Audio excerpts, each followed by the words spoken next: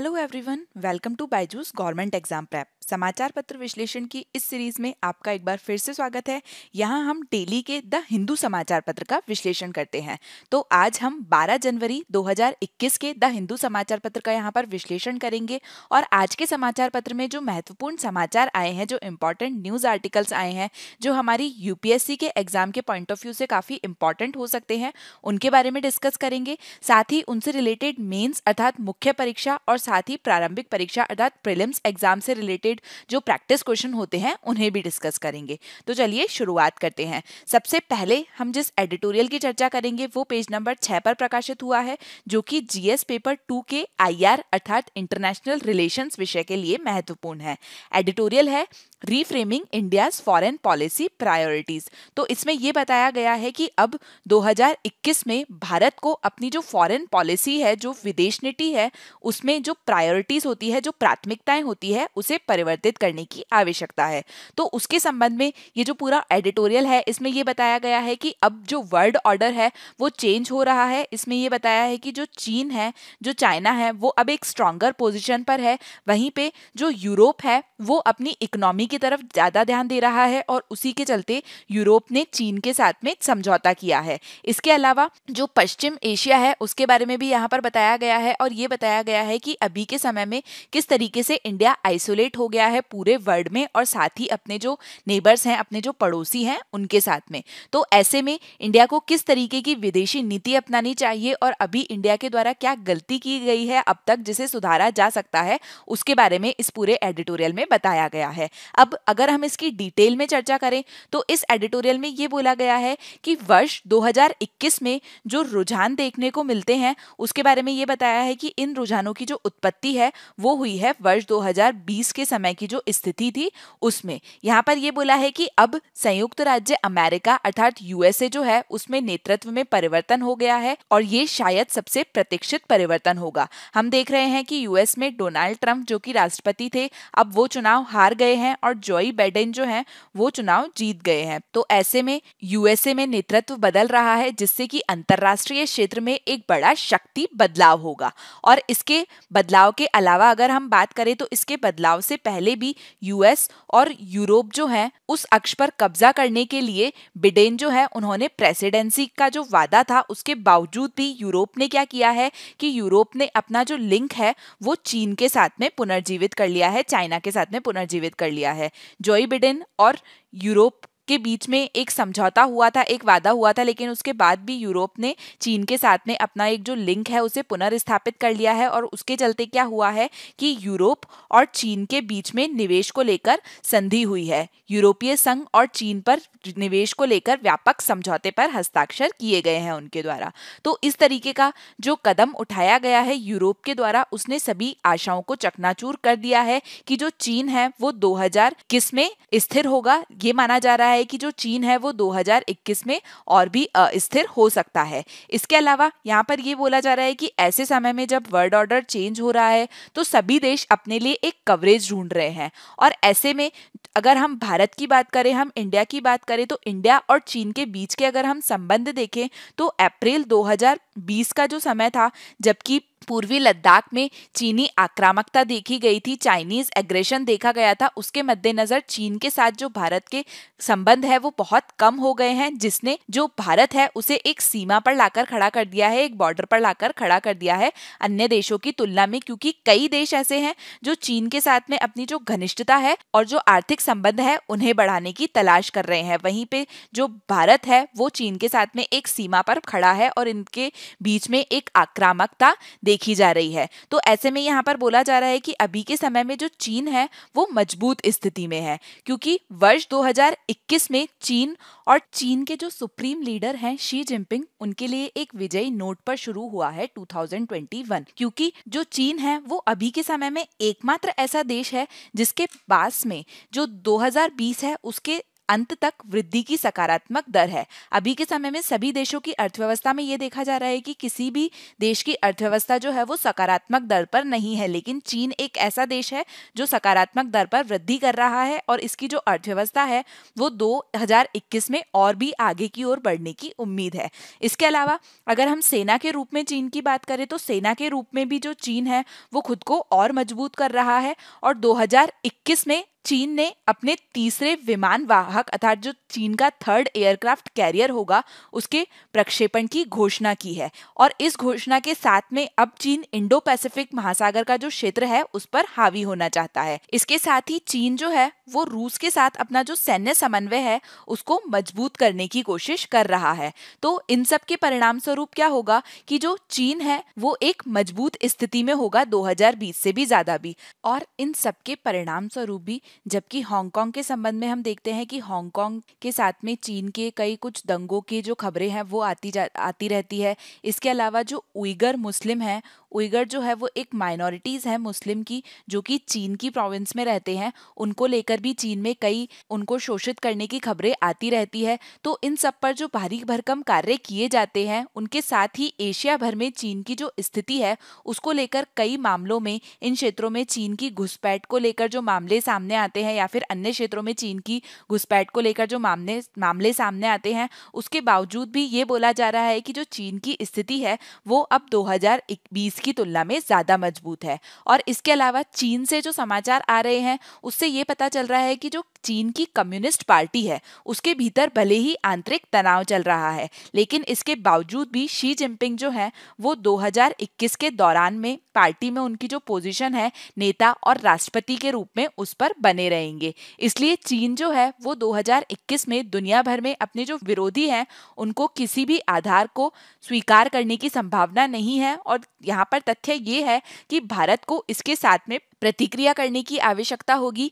और इसके अलावा जो पूर्वी लद्दाख का क्षेत्र है उसमें किसी भी चीनी रियायत की उम्मीद जो है वो भारत के द्वारा नहीं की जा सकती है जब तक इस संदर्भ में कोई संशोधन नहीं किया जाता है। इसके अलावा यहाँ पर बात की गई है यूरोप की और ये बोला जा रहा है कि जो यूरोप है उसके लिए अर्थव्यवस्था पहले है। यहाँ पर ये बोला गया है कि नए साल में चीन में शी जिनपिंग, रूस में व्लादिमीर पुतिन और तुर्की में रेसेप तैयब एर्दोगन जैसे जो सत्तावादी नेता हैं उनका वर्चस्व रहा है। और यहाँ पर यह बोला जा रहा है कि जो अंतर्राष्ट्रीय राजनीति है ऐसे समय में 2020 से भिन्न नहीं हो सकती है, लेकिन ये उम्मीद की जा रही है कि कॉम्पैक्ट ऑफ डेमोक्रेसी जो है वो मजबूत रूप से उभरेंगे। तो यहाँ पर यूरोप के संबंध में ये बोला जा रहा है कि जो यूरोप है वहां पर ब्रेक्जिट देखा गया। ब्रेक्जिट का मतलब है कि जो ब्रिटेन है उसने यूरोपीय यूनियन से एग्जिट ले लिया है। और इसके अलावा अगर हम जर्मनी की बात करें यूरोप में, तो जर्मनी में जो एंजेला मैर्केल है उनकी सेवानिवृत्ति हो गई है। तो यहाँ पर ये बोला जा रहा है कि यूरोप में ये जो दो बड़े मामले हुए हैं, ब्रेक्जिट और एंजेला मैर्केल की सेवानिवृत्ति, ये जो विश्व मामले हैं उसमें कम प्रासंगिक हो सकते हैं। चीन यूरोपीय संघ निवेश संधि जो है जिसमें यूरोप की चीन की ब्रांडिंग के साथ में जोड़कर देखा गया, वो एक संकेत है कि यूरोप जो है वो अपनी अर्थव्यवस्था को अपनी राजनीति से अधिक महत्व देता है। यहाँ पर हम देख रहे हैं कि ब्रेक्जिट या फिर जर्मनी में जो हो रहा है वो राजनीति से संबंधित है, लेकिन फिर भी यूरोप के द्वारा अपनी जो अर्थव्यवस्था है उसे अधिक महत्व दिया जा रहा है। इसके अलावा अगर हम यूरेशिया और पश्चिम एशिया के बारे में बात करें तो यूरेशिया और जो पश्चिम एशिया है वहां पर भी बड़े बदलाव हुए हैं, जिसमें महत्वपूर्ण बदलाव के बारे में अगर हम बात करें तो एक तो जो रूस है उसने अपनी परिधि पर जो देश हैं उसके मामलों में अधिक रुचि प्रदर्शित करने की शुरुआत कर दी है। साथ ही जो चीन है उसके साथ में संबंधों को मजबूत करने और तुर्की के साथ में एक प्रवेश तक पहुंचने, ये भारत जैसे देशों में कम रुचि का संकेत देता है। अर्थात ये देखा जा रहा है कि जो रूस है वो भारत में कम रुचि दिखा रहा है, लेकिन इसके अलावा जो चीन और तुर्की जैसे क्षेत्र है वहां पर अधिक रुचि दिखाई जा रही है। इसके अलावा अगर हम पश्चिम एशिया के बारे में बात करें तो पश्चिम एशिया में अब्राहिम समझौता सामने आया है। अब्राहिम समझौता क्या है? अब्राहिम समझौता जो है वो यूएई, बहरीन और इजराइल जो है उनके बीच में जो संबंध है उनको सामान्य करने के लिए ये जो समझौता है ये आया है। इसमें अमेरिका के द्वारा मध्यस्थता की गई है और अमेरिकी मध्यस्थता से इजराइल, बहरीन और यूएई के द्वारा एक संयुक्त बयान जो है इस पर सहमति व्यक्त की गई है। ये जो समझौता है ये सुन्नी शासित खाड़ी देश जो हैं और इसके अलावा जो यहूदी देश है इजराइल, इनके बीच में एक नई शुरुआत करता है और इस समझौते के तहत यूएई और बहरीन जो है वो इजराइल को मान्यता देने के साथ ही अपने जो आर्थिक, राजनीतिक और सुरक्षा संबंध है उसको बेहतर बनाएंगे। तो पश्चिम एशिया में इब्राहिम समझौता जो है, जिसने अरब दुनिया में सेनाओं की बड़ी संख्या में नेतृत्व किया है, इसने सऊदी ब्लॉक और ईरान तुर्की के बीच में जो विभाजन है उसको बढ़ा दिया है। तो पश्चिम एशिया में क्या देखा जाता है कि एक सऊदी ब्लॉक है और एक ईरान और तुर्की का ब्लॉक है। तो इनके बीच का जो विभाजन है वो अब बढ़ गया है पश्चिम एशिया में। इसके अलावा जो इब्राहिम समझौता है उसके आसपास जो प्रचार हुआ है उसके बावजूद भी जो स्थिति है वो तरल बनी हुई है और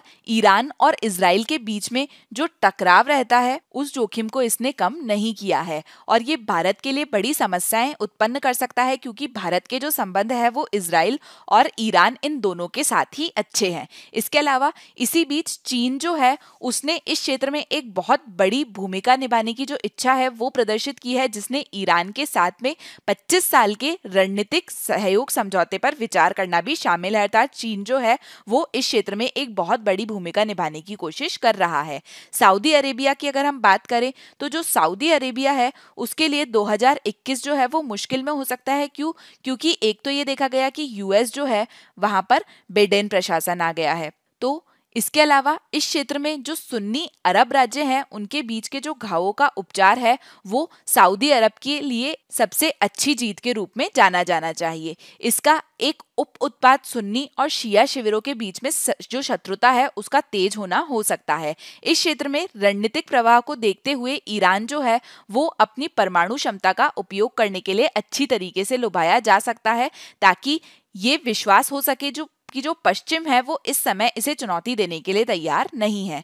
तो इस पूरी स्थिति में क्या देखा जा रहा है कि जो भारत है वो अलग थलग हो गया है। ऐसा क्यों बोला जा रहा है? तो ऐसा इसलिए बोला जा रहा है कि 2021 की जो शुरुआत हुई है उसमें जो भारत है वो पूरे विश्व में जो घटनाएं हो रही है उसमें एक तरीके से गायब सा लग रहा है। जो भारत और चीन के संबंध है उसमें कोई सफलता नहीं देखी गई और इसके होने की संभावना भी कम ही देखी जा रही है। भारतीय और चीनी सशस्त्र बल जो हैं उनके बीच का जो टकराव है उसके जारी रहने की यहाँ पर उम्मीद है। इसके अलावा भारत जो है वो वर्तमान में पश्चिम एशिया में कोई महत्वपूर्ण भूमिका नहीं निभा रहा है। अगर हम भारत और ईरान के संबंधों की बात करें तो इनमें आज गर्मजोशी की कमी है। इसके अलावा अगर हम भारत के अफगानिस्तान के समझौतों की बात करें तो अफगानिस्तान में जब शांति प्रक्रिया का सवाल है तो ऐसे में जो भारत है वो हाशिए पर है, भारत जो है वो अलग दिखाई दे रहा है। वहीं पे अगर हम पाकिस्तान की बात करें तो पाकिस्तान को आतंक प्रायोजित करने के लिए भारत के जो आरोप हैं वो विश्व स्तर पर उनका कुछ प्रभाव पड़ा है। भारत के द्वारा ये बोला जाता है कि पाकिस्तान के द्वारा आतंक का प्रायोजन किया जाता है। तो ऐसे में इसका जो प्रभाव है वो पूरे विश्व में दिखाई देता है और इससे क्या हुआ है कि इस प्रक्रिया में भारत और पाकिस्तान के बीच के जो संबंध है वो तनावग्रस्त हो गए हैं। और इसके अलावा क्या हुआ है कि जो चीन है उसके संबंध जो है वो पाकिस्तान के साथ में और मजबूत हो गए हैं इसके चलते। और इसके अलावा अगर हम नेपाल के बारे में बात करें तो अभी हम देख रहे हैं कि भारत और नेपाल के बीच में हाल ही में जो संबंध है वो अच्छे नहीं हैं और ये जो संबंध है ये तनावग्रस्त बने हुए हैं। इसके अलावा कई राजनयिक यात्राएं हुई है भारत की बांग्लादेश, म्यांमार और श्रीलंका के साथ में, और इससे जो इसके पड़ोसी हैं उनके साथ में संबंधों को सुधारने के कई सार्थक प्रयास जो हैं वो किए गए, लेकिन इसके कोई सार्थक परिणाम जो हैं वो सामने निकल कर नहीं आए हैं इन देशों के संबंध में। तो यहाँ पर एक मुद्दा ये है कि जैसे जैसे भारत और चीन के बीच के जो संबंध हैं वो बिगड़ते जा रहे हैं, वैसे वैसे भारत के जो पड़ोसी देश है, पड़ोसी देशों का जो पक्ष है वो भारत का पक्ष नहीं ले रहा है और भारत का इन पड़ोसी देशों के साथ में भी अलगाव जो है वो बढ़ रहा है, जो कि भारत के लिए अच्छा नहीं है। चाहे हम 2021 में प्रवेश कर रहे हो, लेकिन जो वैश्विक मुख्यधारा की घटनाएं हैं उससे भारत को हम दिए पा रहे हैं कि भारत हाशिए पर है। और यहाँ पर ये बोला जा रहा है कि भारत की विदेश नीति में जो तेजी से गिरावट देखी जा रही है उसमें कोई संदेह नहीं है और अभी ये एक बहस का मुद्दा है। इसके अलावा यहाँ पर ये बोला जा रहा है कि जो भारत की विदेशी नीति है उसके उद्देश्य जो है वो अपने प्रभाव क्षेत्र को बढ़ाना, राष्ट्रों में अपनी भूमिका को बढ़ाना, तेजी से जो विघटनकारी वैश्विक प्रणाली है उसमें उभरती हुई शक्ति के रूप में अपनी उपस्थिति दर्ज करना है। लेकिन यहाँ पर महत्वपूर्ण बिंदु ये है कि इनमें से कोई भी उद्देश्य जो है वो क्या उसे अभी तक हासिल किया गया है। आज भारत की आवाज और परामर्श जो है वो शायद ही कभी मांगे गए हैं या फिर सुने गए हैं, और ये उस समय की बात है जो पहले हुआ करती थी। लेकिन अब भारत जो है वो अगस्त 2021 के महीने से शक्तिशाली संयुक्त राष्ट्र संयुक्त परिषद जो है उसके अध्यक्ष के रूप में कार्य करेगा। लेकिन अगर इसे वास्तविक प्रभाव बनाना है तो इसे अपने प्रभाव के जो पारंपरिक क्षेत्र हैं उसमें अपनी नीति को आकार देने के लिए जो अपना ध्यान है वहां पर केंद्रित करना चाहिए। तो यहाँ पर बात की गई है भारत के संबंध में कूटनीति और धारणाओं की। तो यहाँ ये बोला गया है कि इस स्थिति के लिए कई स्पष्टीकरण उपलब्ध हो सकते हैं कि भारत की कूटनीति सही नहीं है अर्थात डिप्लोमेसी सही नहीं है, या फिर जो परसेप्शन है, धारणाएं हैं वो सही नहीं है। तो यहाँ पर यह माना जाता है कि हमारे जो राजनयिक है, हमारे जो पॉलिसी मेकर है वो उच्च स्तर की क्षमता के साथ में अपनी जो गतिविधि है उनका संचालन करते हैं, लेकिन वो संभवतः अन्य कारकों से बाधित होते हैं। तो एक यहाँ पर यह माना जाता है कि हाल का जो दौर है उसमें देश के द्वारा अपनाई गई जो नीतिगत पसंद है वो हो सकती है जिसने कुछ तिमाहियों में भारत की जो धारणा है उसको बदल दिया है। अर्थात यहाँ पर बोला जा रहा है कि भारत की जो नीति है वो इस तरीके की बनाई गई है कि कुछ तिमाहियों में भारत की जो धारणा है, जो परसेप्शन है वो बदल गया है। फिर भी एक धारणा ये है कि भारत की अमेरिका के साथ में जो निकटता है अर्थात इंडिया की यूएसए के साथ में जो निकटता है उसके परिणाम स्वरूप क्या होता है कि जो रूस है और ईरान है, ये जो भारत के पारंपरिक संबंध जिन देशों से रह चुके हैं वो संबंध कमजोर हो रहे हैं, क्योंकि भारत की जो घनिष्ठता है वो यूएसए के साथ में बढ़ रही है, जिससे देश की जो छवि है वो प्रभावित हुई है। शायद सबसे प्रासंगिक व्याख्या जो है वो उस क्षेत्र में शक्ति का स्थानांतरण संतुलन हो सकता है जिसमें भारत जो है वो स्थित है।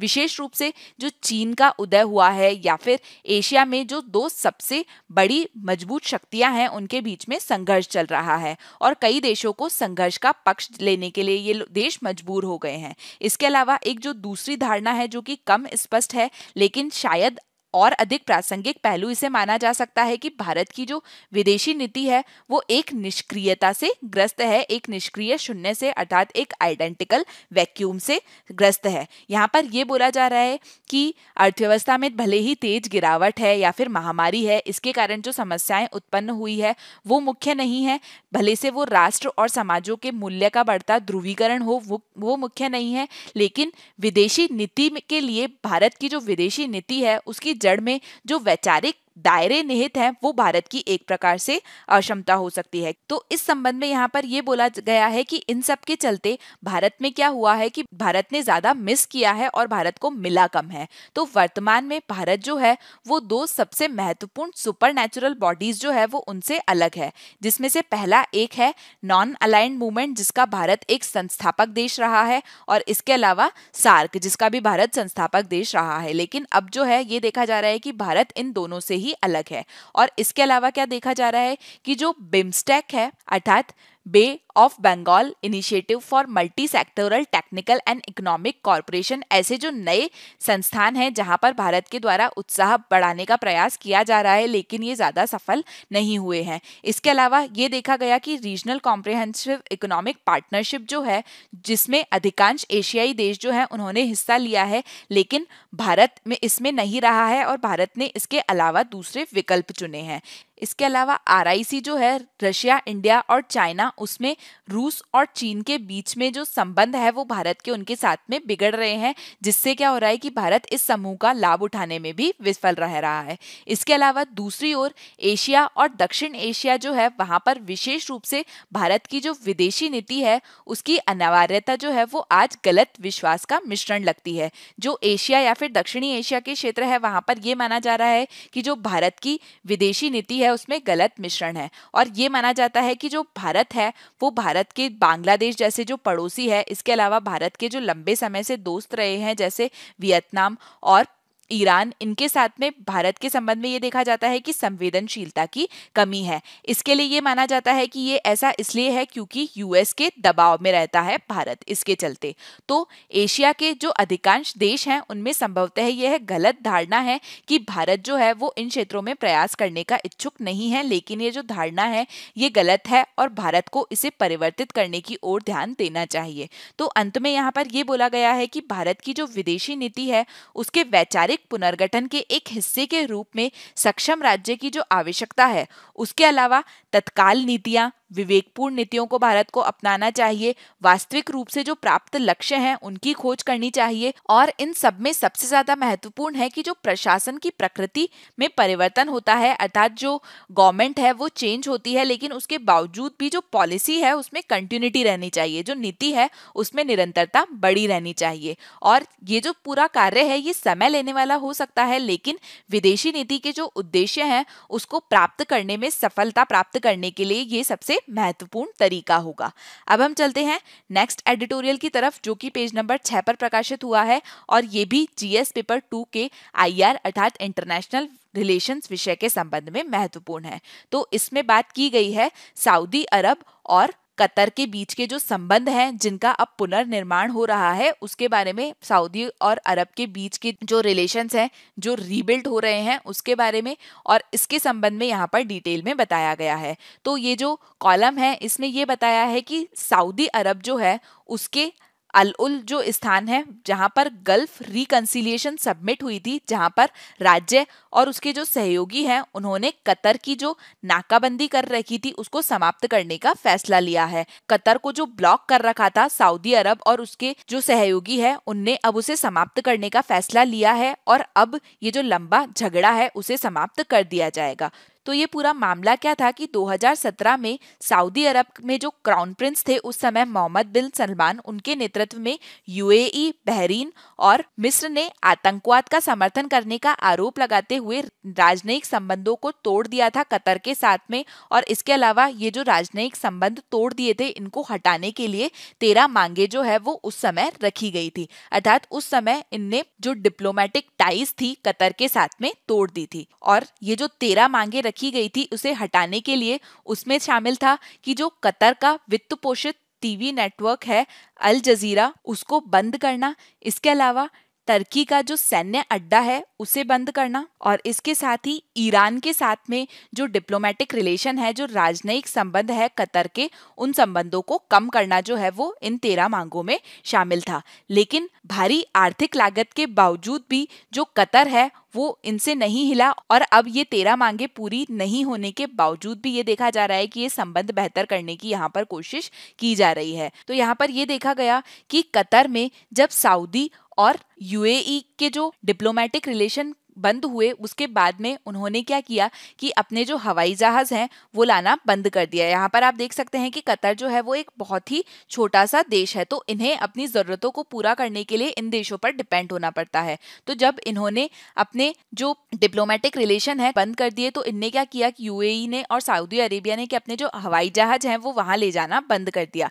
लेकिन ऐसे समय में ईरान ने क्या किया कि कतर की मदद करी और कतर को वैश्विक कनेक्टिविटी की पेशकश करी, अर्थात अगर कतर को वैश्विक कनेक्टिविटी चाहिए ऐसे समय में तो ईरान ने उसे दी। और अब ये देखा जा रहा है कि अभी के समय में भी अल जजीरा जिसे बंद करने की बात की जा रही थी वो अभी भी जीवित है, और कतर ने अंकारा के साथ में अपने जो संबंध है उनको मजबूत किया है, ईरान के साथ में अपने जो संबंध है वो बढ़ाए हैं, और इसके अलावा और अधिक तुर्की जो सैनिक हैं उनको आमंत्रित किया है जो कि पश्चिम एशिया में एक बड़ी भूमिका निभाने के लिए उत्सुक है। इसके अलावा अमेरिकी तालिबान समझौता अभी हुआ है, और ये देखा जा रहा है कि ये जो अमेरिकी तालिबान समझौता हुआ है इसने भी एक महत्वपूर्ण भूमिका निभाई है, और तालिबान प्रतिनिधि जो हैं और अफगान सरकार के बीच में बातचीत की मेजबानी करना इनने जारी रखा है।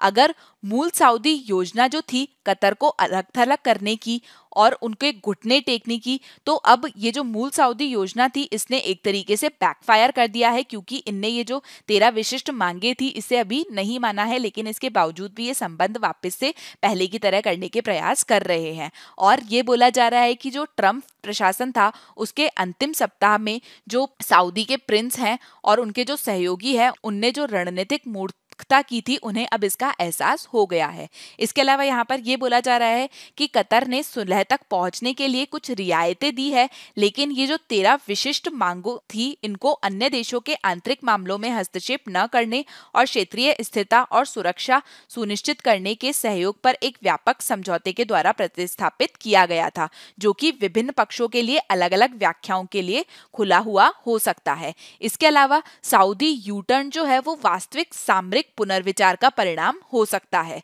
इसके साथ ही यहाँ पर यह बोला गया कि ये जो विभिन्न खाड़ी देश हैं इनमें देखा गया कि दरार रही, तो इस समय जब विभिन्न खाड़ी देशों में दरार रही तो ऐसे में ईरान और तुर्की जो कि सऊदी अरब के मुख्य प्रतिद्वंदी माने जाते हैं, सऊदी अरब के मेन राइवल माने जाते हैं, इन्होंने मदद करी, जबकि कतर जो है वो खड़े होने में विफल रहा। मतलब इनने कतर की मदद करी थी इस समय में। इसके अलावा अमेरिकी प्रतिबंधों के तहत ईरान जो है उसको अपने हवाई क्षेत्र का उपयोग करने के लिए कतरी भुगतान से कुछ वित्तीय राहत भी मिली थी। तो हमने ये देखा कि कतर को ईरान ने अपनी जो वैश्विक कनेक्टिविटी है उसको बनाने के लिए जो हवाई सेवा है वो दी थी। अब इसके अलावा आपको ये पता है कि जो यूएस है उसने सैंक्शन लगा रखा था ईरान पर, जिससे क्या हुआ था कि ईरान को वित्तीय सहायता जो है वो नहीं मिल पाती थी। लेकिन जब ईरान ने कतर को सहायता दी तो उससे कतर ने उनको जो वित्तीय राशि दी उससे ईरान को भी मदद हुई और हवा और समुद्री अवरोध जो है उसको हटाकर सऊदी और यूएई के जो लोग हैं वो ईरान को उन पैसों से वंचित कर सकते हैं। मतलब अब जब सऊदी अरब ने और यूएई ने जो कतर से डिप्लोमेटिक टाइज है वो वापस नॉर्मल करने के लिए बात की है, तो ऐसे समय में क्या होगा कि जो ईरान को वित्तीय सहायता मिल पा रही थी कतर से वो अब बंद हो जाएगी। और जो संयुक्त अरब क्षेत्रीय मोर्चा है उसको खड़ा करने की इस प्रकार से ये एक कोशिश मानी जा रही है सऊदी अरब के द्वारा, क्योंकि जो बाइडेन ईरान परमाणु समझौते को फिर से रीनेगोशिएट करने की तैयारी कर रहे हैं। बिडेन जो है वो ईरान के साथ में जो न्यूक्लियर डील है उसे वापस रीनेगोशिएट करने की तैयारी कर रहे हैं। तो सऊदी जो है वो भी उम्मीद कर रहे होंगे कि दो अमेरिकी सहयोगियों के बीच में खाड़ी को पाटने से उन्हें जो बिडेन प्रशासन है उसे गर्म करने में मदद मिलेगी। और जबकि जो झगड़े हैं उसको समाप्त करना हमेशा से एक स्वागत योग्य कदम है और इस बात को नजरअंदाज नहीं किया जा सकता है कि इस अनावश्यक संकट का जो जन्म है वो जोर जबरदस्ती की जो सऊदी की रणनीति थी उससे हुआ है और उसका अब सऊदी पर खराब असर पड़ा है और उन्हें अपनी गलतियों से सीखना चाहिए और आपसी हितों और सहयोग के आधार पर संबंध बनाने चाहिए, न कि खतरों और जबरदस्ती पर। तो ये इस पूरे कॉलम में बताया गया है। इसके बाद में जो नेक्स्ट एडिटोरियल की हम चर्चा करेंगे वो पेज नंबर 6 पर प्रकाशित हुआ है, dialogues for democracy lessons from Rajasthan. तो यहाँ पर ये बताया गया है कि किस प्रकार से राजस्थान में जैसे नरेगा जो योजना है वो चल रही है उसमें जो कार्य किए जा रहे हैं उससे सीखा जा सकता है। तो ये जो पूरा एडिटोरियल है इसमें ये बताया जा रहा है कि जो फेडरलिज्म है अर्थात जो संघवाद है और जो गुड गवर्नेंस अर्थात सुशासन होता है उसके लिए आवश्यक है कि जो लोग होते हैं, जो पीपल होते हैं और जो ऑफिशियल्स होते हैं अर्थात जो अधिकारी होते हैं उनके बीच में एंगेजमेंट बनी रहे। किसी भी तरीके से संघवाद के लिए और सुशासन के लिए बहुत जरूरी है कि लोगों और अधिकारियों के बीच में जो एंगेजमेंट है वो बनी रहे और ये एग्जाम्पल देखा गया राजस्थान में। तो अगर हम इस पूरे एडिटोरियल के बारे में बात करें तो यहाँ पर ये बोला गया है कि अगर हम इसमें एक एग्जाम्पल देखें जो फार्म बिल है जिसको लेकर ये देखा जा रहा है कि लगभग 45 दिन से यहाँ पर जो विरोध प्रदर्शन है वो हो रहा है और ये जो दिन है ये बढ़ ही रहे हैं। दिल्ली में किसानों के द्वारा जो ये फार्म लॉज हैं इनके खिलाफ में प्रदर्शन किया जा रहा है। तो अगर हम इन कानूनों के बारे में बात करें और इस कानून में जो भी प्रोज हैं या फिर जो भी कॉन्स है अर्थात इनकी जो भी खूबियां हैं और जो भी खामियां हैं उनको छोड़ दें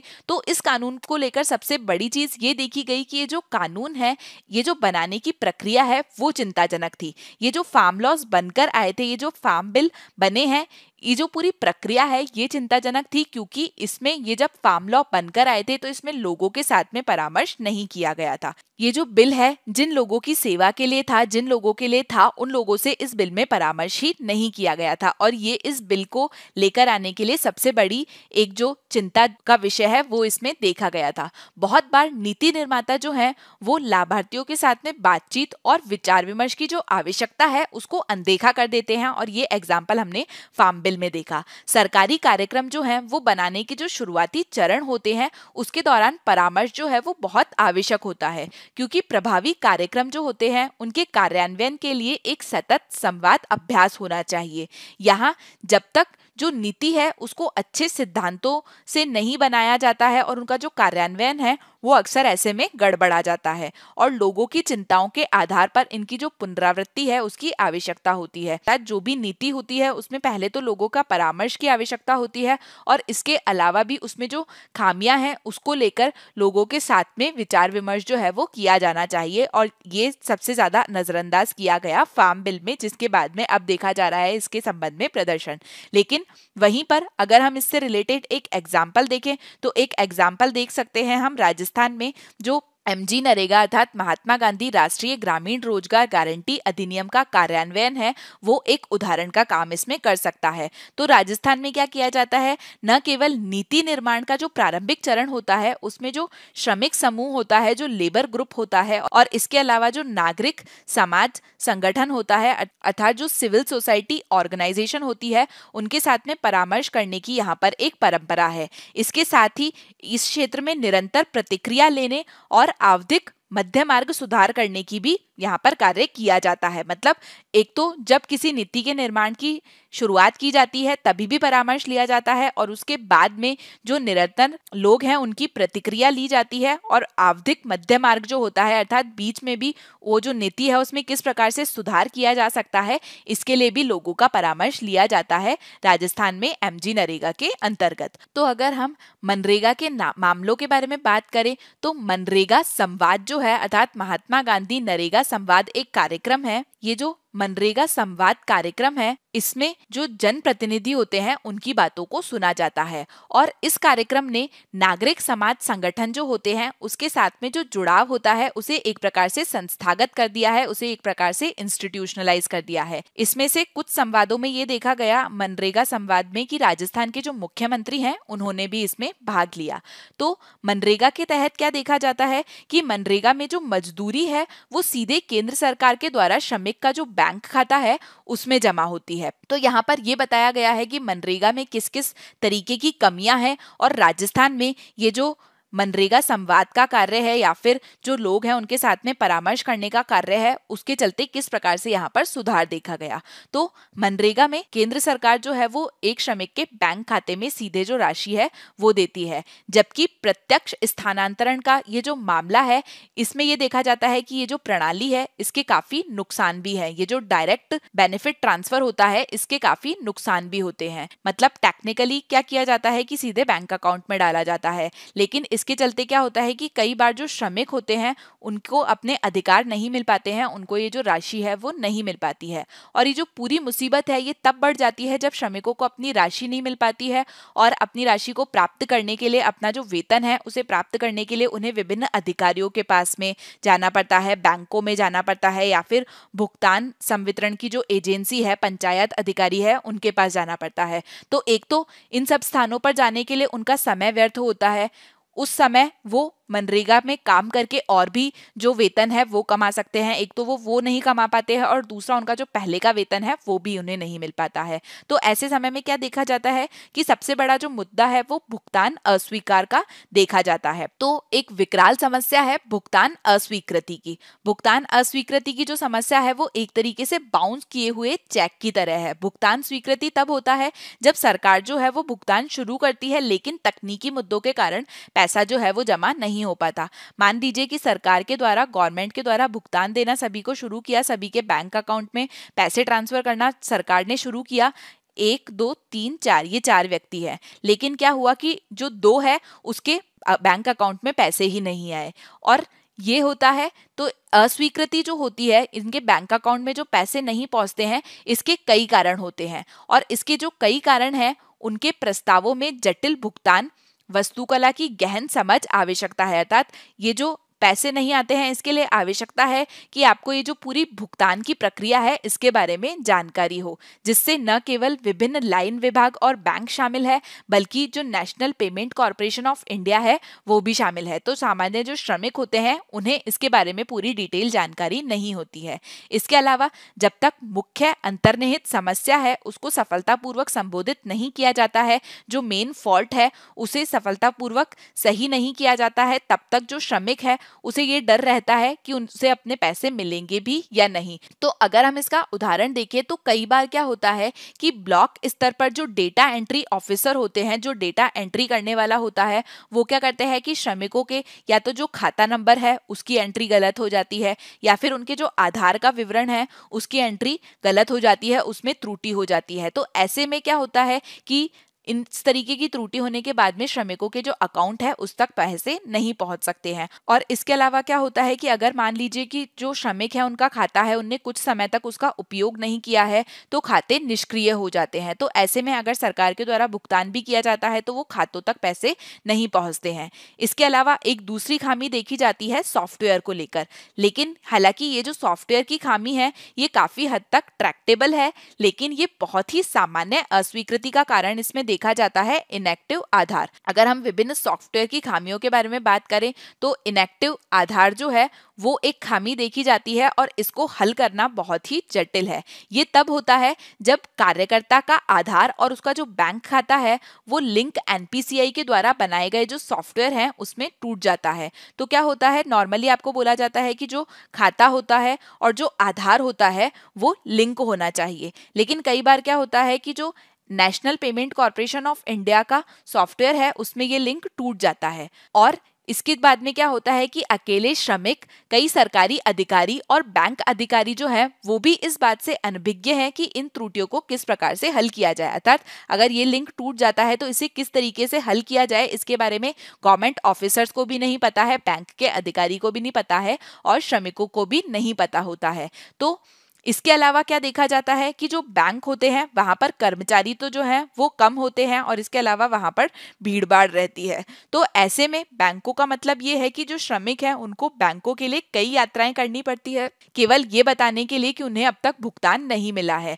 इसके अलावा क्या होता है कि जो फील्ड अधिकारी होती है वो अक्सर अस्थायी और गलत त्वरित सुधार जो है उनका सहारा लेते हैं, जो कि कर्मचारियों को रसालत में छोड़ देता है। मतलब कई बार क्या होता है कि अगर इस तरीके का कोई परिवर्तन होता है तो वो कई अस्थायी सुधार कर देते हैं, लेकिन बाद में फिर वापस जो श्रमिक हैं उनको वही समस्या का सामना करना पड़ता है।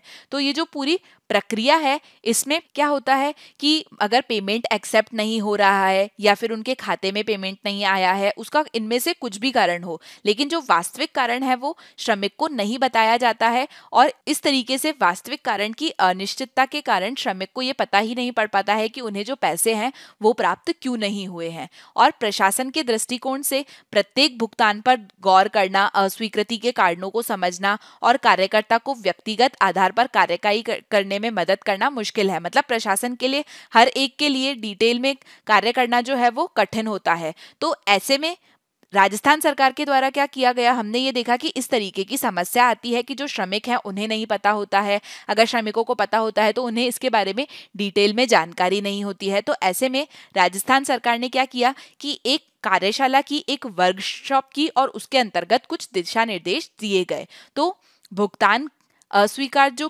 होता है उसको हल करने के लिए राजस्थान सरकार का जो ग्रामीण विकास विभाग है उनने कई चर्चाएं की और इसके परिणाम स्वरूप उन्होंने वर्कशॉप समूहों, नागरिक समाज संगठनों से संबंधित एक कार्यशाला हुई जिसमें गांव के स्तर से लेकर राज्य स्तर तक के जो बैंकर थे, जो प्रशासनिक अधिकारी थे और जो बैंकर्स थे उनके सीधा संवाद कराया गया कि क्या समस्या हो सकती है। जैसे ही ये संवाद विकसित हुआ तो अधिकारियों द्वारा पालन किए गए अच्छी तरीके से परिभाषित जिम्मेदारी, स्पष्ट समय, निगरानी और प्रोटोकॉल के साथ में इसमें विशेष दिशा निर्देश जारी किए गए।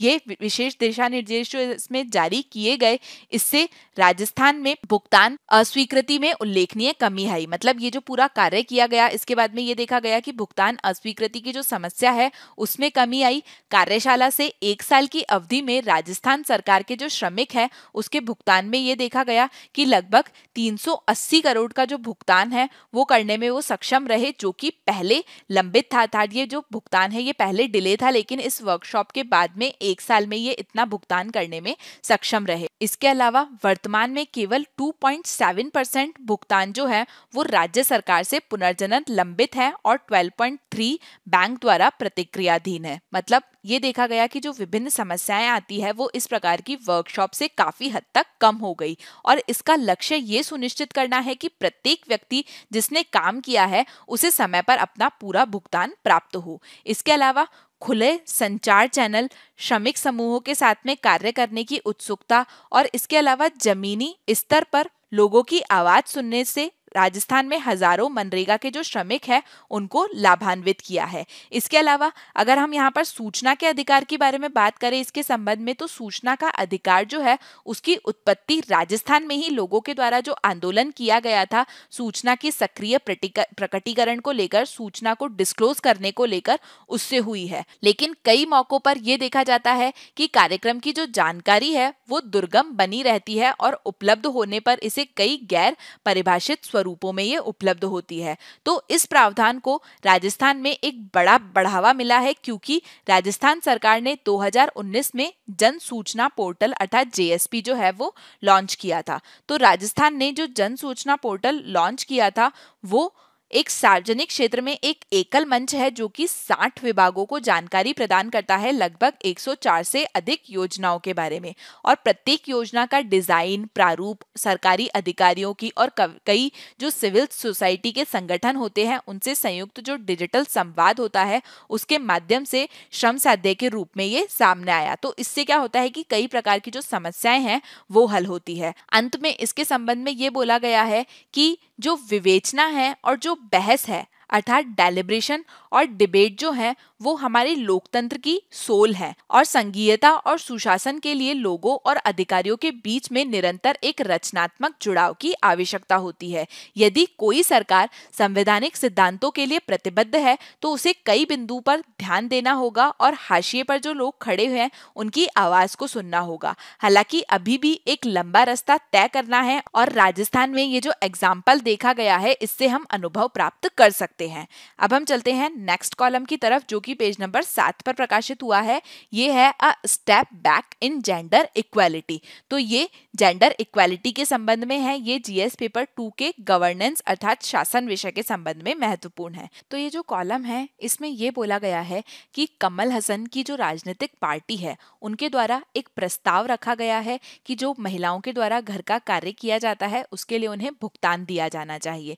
लेकिन ये जो पूरा कॉलम है इसमें यह बोला गया है कि क्या घरेलू काम और देखभाल के लिए महिलाओं को भुगतान करने का ये जो चुनावी वादा है ये एक प्रगतिशील सार्वजनिक नीति है, अर्थात ये एक प्रोग्रेसिव सोच है या नहीं। यहाँ पर यह बोला गया है कि घरेलू और देखभाल के काम करने के लिए जो महिलाएं हैं उनको भुगतान करना उनके प्रयासों की एक मान्यता है, लेकिन उनको लेकर उनका जो बोझ है वो कम नहीं किया जा सकता है। अर्थात घरेलू काम जो किया जाता है महिलाओं के द्वारा अगर उसको भुगतान दिया जाता है तो एक प्रकार से ये उनके द्वारा जो प्रयास किया जाता है उन्हें मान्यता प्रदान हो जाएगी, अर्थात उन्हें एक प्रकार से रिकॉग्नाइज कर लिया जाएगा। लेकिन उन पर इसको लेकर जो बोझ है वो कम नहीं होगा इस तरीके के पे करने से, इस तरीके से उन्हें इसका भुगतान देने से। और यहाँ पर यह बोला गया है कि ये जो प्रस्ताव लाया गया है इसने एक अनसुलझी हुई पुरानी जो बहस है उसे वापस खोल दिया है और इस संबंध में पुनः जांच करने की इस क्षेत्र में आवश्यकता है। तो इस संबंध में यहाँ पर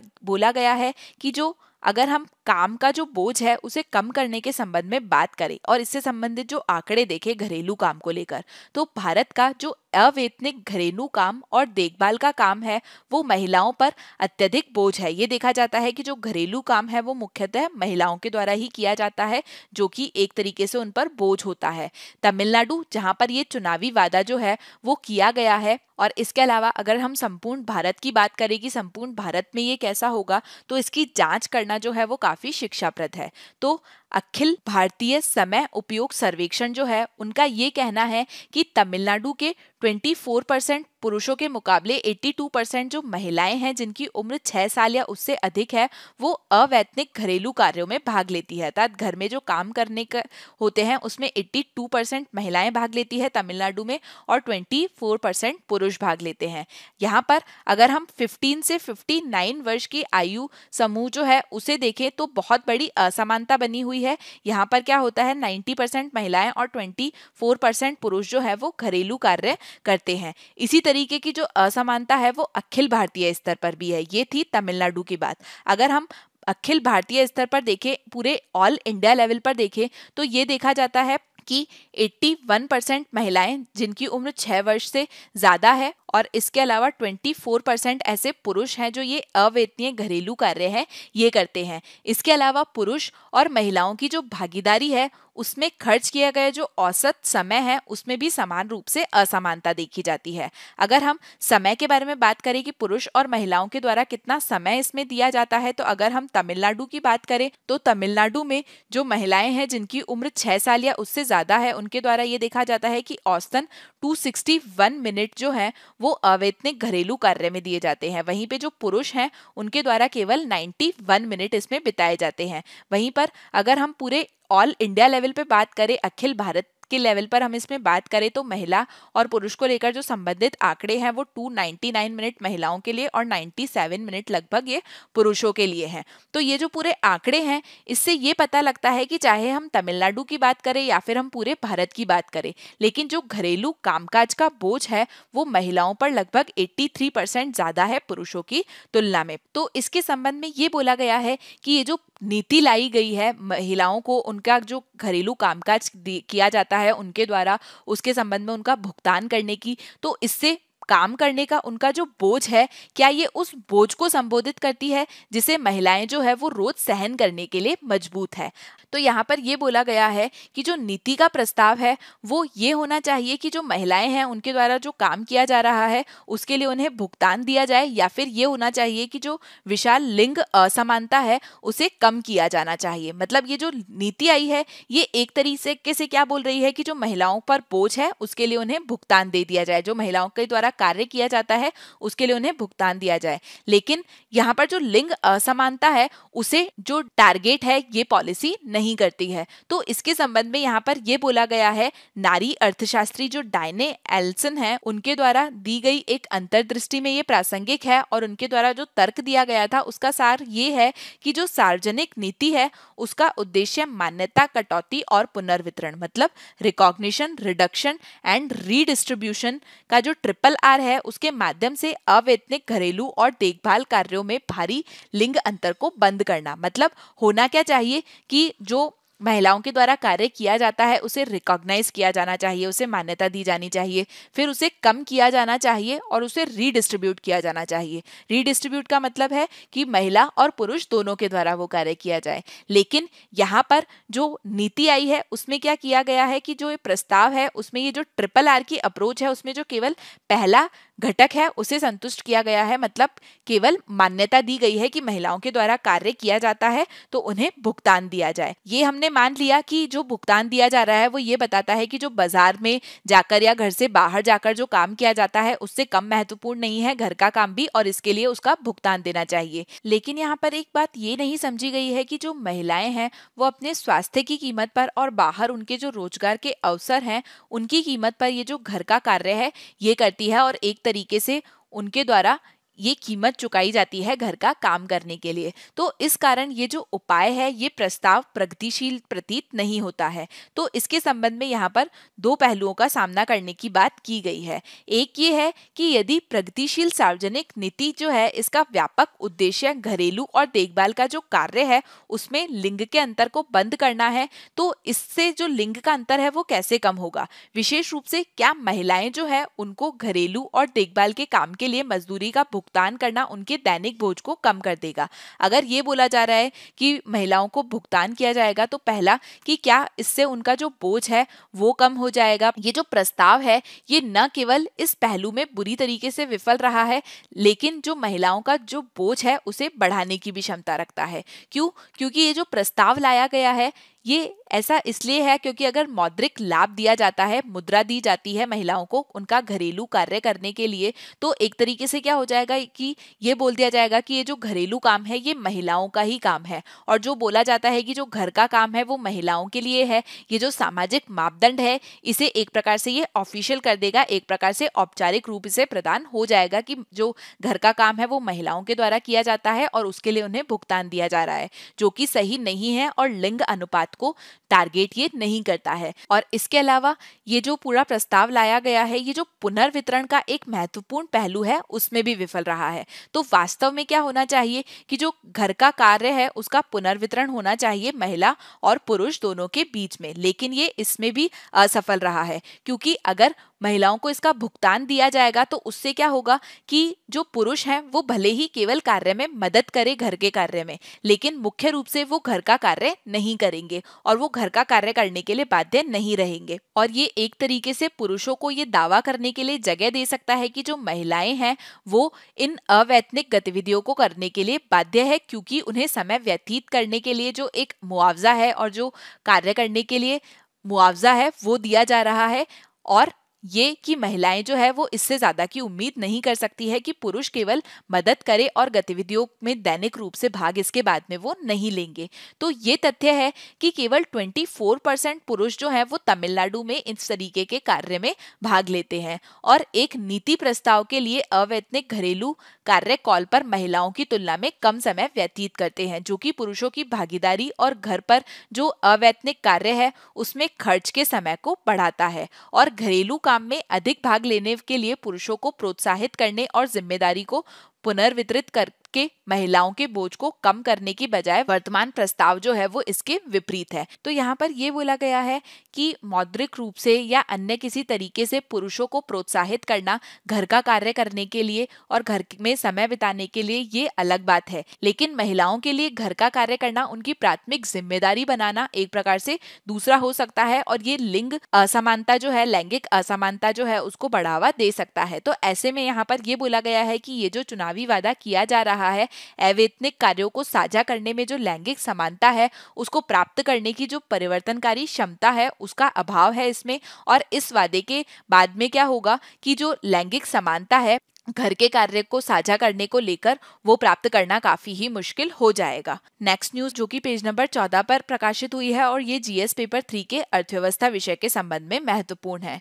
ये एक तरीके से आपके लिए अपडेट है, इसके बारे में हम पहले भी चर्चा कर चुके हैं। Strange valuation threaten stability. तो यहाँ पर इस न्यूज में ये बताया गया है कि भारतीय रिजर्व बैंक के जो गवर्नर है उन्होंने ये कहा है कि जो नियामकीय राहतें होती है उनको वापस लेने के साथ महामारी के कारण जो बहीखातों में संपत्ति का मूल्य है वो घट सकता है और पूंजी की कमी हो सकती है। उन्होंने कहा है कि बैंकों का जो सकल एनपीए है, नॉन परफॉर्मिंग एसेट, वो सितंबर 2021 तक बढ़कर 13.5% हो सकता है, जो कि एक साल पहले तक 7.5% था।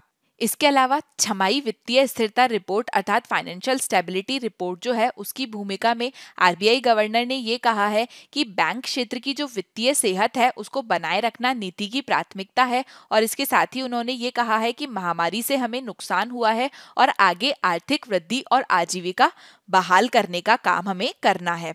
शांतिकांत दास ने कहा है कि लेखांकन के स्तर पर उपलब्ध जो आंकड़े हैं वो बैंकों में दबाव की सही जो तस्वीर है उसे नहीं बताते हैं। बैंकों की जो पूंजी है उन्हें वो जुटानी चाहिए, क्योंकि कारोबार के मॉडल में जो जरूरी बदलाव है वो करने चाहिए।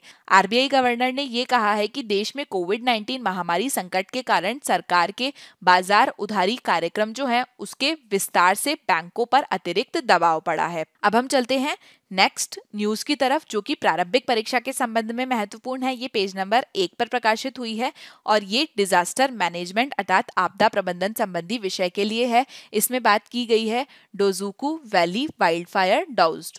तो यहाँ पर बात की गई है डोजुकू वैली की। डोजुकू वैली जो है ये मणिपुर और नागालैंड की सीमा पर स्थित है। यहाँ पर आप देख सकते हैं ये है डोजुकू वैली और इसकी जो सराउंडिंग हिल्स है, और ये नागालैंड और मणिपुर की सीमा पर स्थित है। ये देखा गया कि यहाँ पर वाइल्ड फायर लग गई थी, यहाँ पर भीषण आग लग गई थी, जिससे पर्यावरण को काफी नुकसान हुआ है। और यहाँ पर घाटी में जो एक बहुत ही लोकप्रिय पर्यटन स्थल है, यहाँ पर मौसमी फूल मिलते हैं और ये जैव विविधता के लिए प्रसिद्ध है, इसे काफी ही पर्यावरणीय रूप से नुकसान हुआ है। तो ये जो घाटी है ये हमने यहाँ पर देखा कि नागालैंड और मणिपुर राज्य की सीमा पर स्थित है। यहाँ पर एक लुप्तप्राय ब्लिट्स ट्रैगोपोन जो कि नागालैंड का राज्य पक्षी है उसका एक अभ्यारण्य भी है। इसके अलावा ये हर मौसम में फूलों की एक विस्तृत श्रृंखला के लिए प्रसिद्ध है और यहाँ पर दुर्लभ डेजिडेनो लिली जो है वो मिलती है और ये केवल इसी घाटी में पाई जाती है। ध्यान रखना है, डेजिडेनो लिली जो है वो केवल इस घाटी में पाया जाता है। इसके अलावा ये जो घाटी है इसे नागालैंड राज्य की फूलों की घाटी कहा जाता है। इससे संबंधित हम प्रारंभिक परीक्षा का प्रश्न देखेंगे। डेजोकू रेंज के संबंध में निम्न कथनों पर विचार कीजिए। तो ये जो घाटी है ये नागालैंड और मणिपुर राज्य की सीमा पर स्थित है। तो पहला स्टेटमेंट सही है।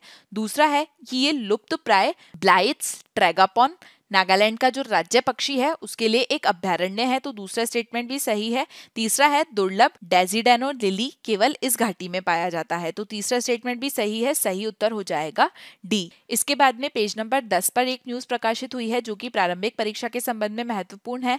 Panel clears parliament project. तो इसमें बात की गई है कि जो विरासत संरक्षण समिति है अर्थात जो हेरिटेज कंजर्वेशन कमेटी है, उन्होंने जो नया संसद भवन बनने वाला है, जो न्यू पार्लियामेंट्री बिल्डिंग बनने वाली है, उसको मंजूरी दे दी है। सुप्रीम कोर्ट ने बोला था कि न्यू पार्लियामेंट बिल्डिंग के लिए हेरिटेज कंजर्वेशन कमेटी की जो मंजूरी है उसकी आवश्यकता है, तो उन्होंने अब ये मंजूरी दे दी है और इस समिति का जो नेतृत्व है वो आवास और शहरी मंत्रालय के जो सचिव हैं उनके द्वारा किया जाता है। तो अगर हम यहाँ पर विरासत संरक्षण समिति अर्थात हेरिटेज कंजर्वेशन कमेटी के बारे में बात करें तो इसकी स्थापना शहरी मामलों के मंत्रालय की अध्यक्षता में दिल्ली बिल्डिंग बायलॉज 1983 में हेरिटेज इमारतों की सुरक्षा के लिए धारा 23 के प्रावधानों के तहत की गई है। इसके अलावा आपको यहाँ पर यह ध्यान रखना है कि केवल दिल्ली और उसके आसपास की जो इमारतें हैं उन पर वो जो है वो इस कानून के द्वारा शासित है और इस तरीके की जो संरक्षण समिति है वो राज्य स्तर पर भी स्थापित की गई है। अनुमति देने से पहले स्थानीय प्राधिकरण जो है उसको विरासत संरक्षण समिति से परामर्श करना चाहिए और हेरिटेज कंजर्वेशन कमेटी के द्वारा विकासात्मक गतिविधियों के लिए हेरिटेज इमारत जो है उनको वर्गीकृत किया जाता है। इसके अलावा हम नेक्स्ट न्यूज की तरफ चलते हैं जो कि पेज नंबर 11 पर प्रकाशित हुई है और ये विज्ञान और प्रौद्योगिकी विषय के संबंध में महत्वपूर्ण है, जिसमें बात की गई है स्मेलीकॉप्टर की। तो यहाँ पर हम स्मेलीकॉप्टर के बारे में देखेंगे। तो वॉशिंगटन विश्वविद्यालय और मैरीलैंड विश्वविद्यालय जो है वहां के शोधकर्ताओं ने एक स्वायत्त ड्रोन विकसित किया है, एक ऑटोनॉमस ड्रोन विकसित किया है। ये जो ऑटोनॉमस ड्रोन है ये जो मॉथ होता है अर्थात जो पतंगा होता है, पतंगे का जो एंटीना होता है इसका इसमें उपयोग किया जाता है। इससे क्या होता है कि जो गंध है और जो बाधाएं हैं उनसे बचने के लिए इसका उपयोग किया जाता है, क्योंकि ये हवा में यात्रा करते हैं। तो ये जो स्मेलीकॉप्टर है इसका विकास वायुसेना के centre of excellence on nature inspired flight technology and ideas के सहयोग से किया गया है और इसमें जो मंडूका सैक्टा हॉटमॉट उनका एंटीना होता है उसका इसमें उपयोग किया गया है। तो जो मॉथ होता है, जो पतंगा होता है, वो उनमें जो एंटीना होता है उसका उपयोग वातावरण में रसायनों को समझने के लिए करते हैं, तो उसी तकनीक का उपयोग इस स्मेलीमीटर में किया गया है। तो सेंसर के रूप में एक पतंगे से लाइव एंटीना को शामिल करना इस प्रकार का जो ड्रोन है उसे ट्यून करता है और बचाव के कार्यों की इसमें खोज करता है, और ये अस्पष्टीकृत उपकरण जो है उसके साथ में क्षेत्र को नेविगेट करने में मदद करता है। अब हम चलते हैं नेक्स्ट क्वेश्चन की तरफ, जो कि है टुरला से संबंधित। टुरला जो हाल ही में समाचारों में देखा गया वो क्या है? ये एक हैकिंग समूह है, मेलवेयर है, आतंकी समूह है, या फिर वायरस प्रकार है? तो टुरला जो है वो एक रशियन हैकिंग ग्रुप है। इससे संबंधित जो न्यूज है वो पेज नंबर 13 पर प्रकाशित हुई है, जो कि आईआर और सुरक्षा संबंधी विषय के लिए महत्वपूर्ण है, और इसमें चर्चा की गई है टुरला की, जो कि एक रशियन हैकिंग ग्रुप है। इसके बाद में हम एक प्रीवियस ईयर क्वेश्चन देखेंगे, जो कि 2019 में यूपीएससी के द्वारा पूछा गया था। निम्नलिखित में से कौन सा राष्ट्रीय उद्यान समशीतोष्ण ऊंचे पहाड़ क्षेत्र में पूरी तरीके से स्थित है? तो इसका सही उत्तर होगा फूलों की घाटी राष्ट्रीय उद्यान अर्थात valley of flower national park. इसके बाद में हम मुख्य परीक्षा से संबंधित प्रश्न देखते हैं, जिनका उत्तर लिखने की आपको कोशिश करनी है। इनके बारे में हमने आज डिस्कस किया है। पहला, भारत की विदेश नीति की प्राथमिकताओं को फिर से परिभाषित करने की आवश्यकता है, समीक्षकों का मूल्यांकन कीजिए। इस प्रश्न का उत्तर आपको 250 शब्दों में लिखना है, और ये 15 मार्क्स का क्वेश्चन है। सेकंड है, संघवाद और सुशासन को लोगों और अधिकारियों के बीच जुड़ाव की जरूरत है, जैसे कि एमजी नरेगा प्रोग्राम दिखाता है, चर्चा कीजिए। इस प्रश्न का उत्तर भी आपको 250 शब्दों में लिखना है। इन दोनों के बारे में ही हम आज डिस्कस कर चुके हैं। तो यहाँ पर हमारा आज का डिस्कशन खत्म होता है। Thank you so much for today's discussion. I hope you like this session. Stay happy, stay safe. Thank you.